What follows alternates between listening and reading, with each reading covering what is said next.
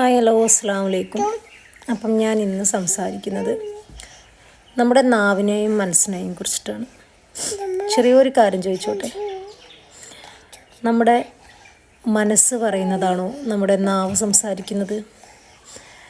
ഒരു 50% ആയിരിക്കാം, ബാക്കി 50% അല്ല. സത്യമല്ലേ? സത്യമാണ്.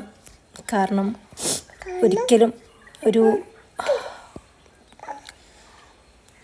80% ആളുകളും അങ്ങനെയാണ്. മനസ്സിലുള്ളതാവില്ല നാവ് പറയുന്നത്. കാരണം നാവ് പറയുന്നത്, നാവിനെയല്ലേ നമ്മളെല്ലാവരും കേൾക്കുള്ളൂ, മനസ്സിനെ കേൾക്കില്ലല്ലോ. അപ്പം നാവ് പറയുന്നതിനെ ആരും അങ്ങനെ വിശ്വസിക്കരുത്. നമ്മളെ മനസ്സറിഞ്ഞ് ആത്മാർത്ഥമായിട്ട് സ്നേഹിക്കാൻ കഴിവുള്ളവർക്ക്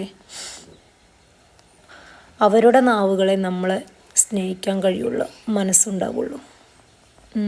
അതുകൊണ്ട് വിശ്വസിക്കരുത് ആരെയും, അങ്ങേയറ്റം ആരെയും വിശ്വസിക്കരുത്. വിശ്വസിച്ചാൽ വഞ്ചന, അത് ഉറപ്പാണ്, അതിലൊരു സംശയവും വേണ്ട.